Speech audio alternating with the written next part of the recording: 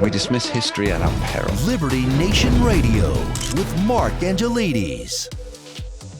As you think, so you become. Our busy minds are forever jumping to conclusions, manufacturing and interpreting signs that aren't there. So noted the Greek philosopher Epictetus. And it seems this particular epitaph applies all too well to the burgeoning 2024 political race.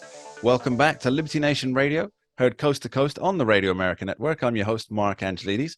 On this week's show, the 2024 top-tier candidates list is far from settled, and there could be dark horses gaining place on the pack leaders.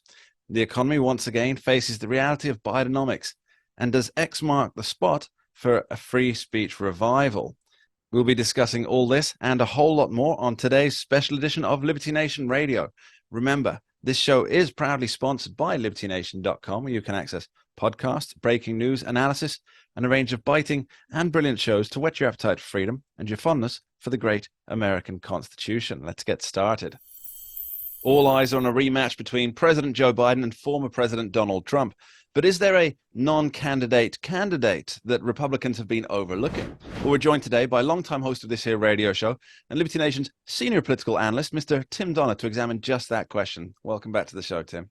Nice to be here, Mark. So, Tim, most people reckon on a Trump-Biden rematch. That's the received wisdom at the moment, assuming Donald Trump isn't behind bars. And even then, I'd say that with the magic of technology... It's still no guarantee he won't be the nominee. Absolutely. Or even the president. Very true. And Ron DeSantis, basically the second in line, according to the polls for the Republican nomination, he seems to have scuppered his own campaign. Which could still recover, but at present it's looking a bit shaky. Now, you think, according to an article you wrote on the page of LibertyNation.com, which is well worth a read, that somebody else might enter the race, given the correct circumstances? Well, that's a big if, though, because the man we're talking about is someone who, if you started from scratch and you said Trump is out of the picture, he retired, wasn't running, and you ask people today, who would you select from the remainder of Republican candidates and potential candidates? I think at this point, more and more the answer would be the governor of Virginia, Glenn Youngkin. Now, Youngkin is amiable. He's relatable. He is yet very firm in his convictions. He has turned Virginia from dangerously blue for Republicans to, a pretty deep shade of purple. He's flipped the state house there and hopes to flip the state Senate.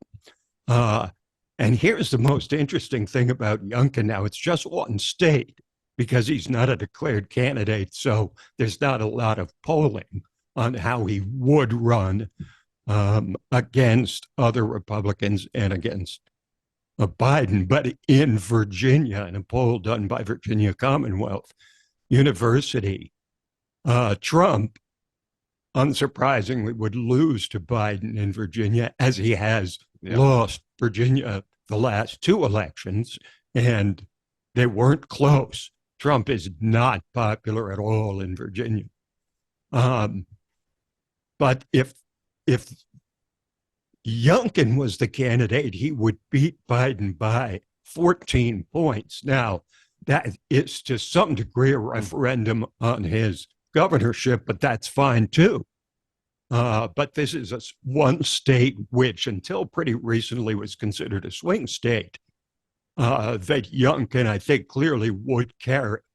He is someone who is so acceptable to so many people across the Republican conservative landscape that I think everybody agrees he'd be a winner. And, well, that's what a mega donor who was quoted on Fox News said, he could beat Trump, he could beat anybody. At the same time, Glenn Youngkin can say to himself, why should I run now against the 100-pound gorilla that is Trump, who takes all the oxygen out of the room, when I could just wait 4 years and have a clear field whether Trump wins or not. He's out in 2028 for sure. So why should he sully himself and go head to head with Trump, who's certain to low bridge him, right? Yeah. And I mean, that 14% margin, that's just insane. I mean, that's well that's outside notable. of the margin Yes. of error. Yes. And for Virginia, I mean, that's got to be causing consternation back Well, let's in put it this way. the White In House. Virginia is the only state in the country that permits a governor to serve only one consecutive term, Yeah. right? In other words, one term. Now, Terry McAuliffe was governor, then he was out, and he tried to come back. Youngkin beat him, and he ran a flawless race. Mark, I tell you, I've been watching politics for 60 years, and I've never seen, especially a rookie candidate like Glenn Youngkin, run a flawless campaign. He literally made zero mistakes. And so it's his competence as a politician, too, that is extremely attractive. And let's face it, at this point, everybody's asking, what if with Trump? He's got 3 indictments, another one likely coming from Georgia.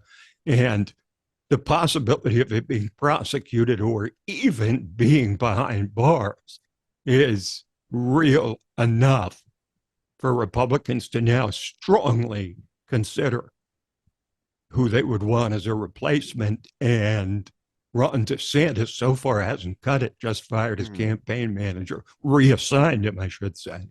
But his campaign has done nothing but drop since he was basically tied with Trump 5 months ago.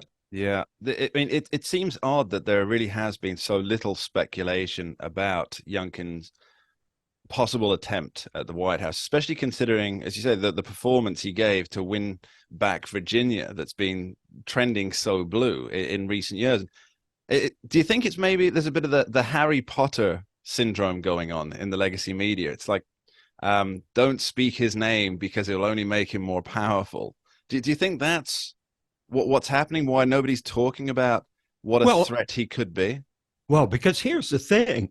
He is such a deft politician that he sent out clear signals to Donald Trump that anything that would appear to be a campaign appearance is merely for him to use as a platform to showcase himself as a potential vice president. In other words, he's saying, don't worry, Donald, I'm not running against you, but I will make myself available as a potential running mate.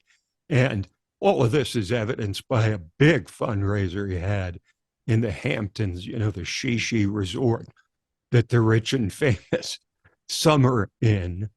And, the returns were very good, but he is being showcased in a sort of alternative universe where Trump either can't run or is no longer palatable. And I think he would finish ahead, certainly, of almost anyone in that current Republican field, including DeSantis for sure, the way things are going for him now. Though, as you say, they could turn around. So it's almost like on the political right, you've got this dark horse, Glenn Youngkin, who has a lot going for him and could be very successful nationwide. On the left, you've also got Gavin Newsom, who has also said to his commander-in-chief, his party leader, Joe Biden, that he's not going to run against him. And so you've got these two very capable politicians. Just in the last 30 seconds, Tim, can you see any possibility of a Youngkin-Newsom attack for 2024? Well, I will say this much. Any doubts that Newsom in particular, but also Youngkin, any doubts that they have presidential aspirations have essentially been eliminated. And I think both of them are basically looking to 2028 because 2024 seems locked in, as much as a majority of the public doesn't want to see either Biden or Trump running again. Yeah, it's a funny world when we're more confident about who's going to be running in 2028 than just next year in 2024. We'll be back with Tim Donner after this short break, discussing the slings and arrows of outrageous fortune besetting the 45th president and what that means for the upcoming debates. Don't go anywhere. We dismiss history at our peril. Liberty Nation Radio with Mark Angelides. Don't get caught up in the media madness. Join our movement for free thinking and free speech at libertynation.com. Publishing news and analysis 24/7 with original articles by our team of authors who tell it like it is. Join us each week for online TV shows, The Uprising Podcast, and Liberty Nation Radio. We believe in free thinking and free speech. We are libertynation.com.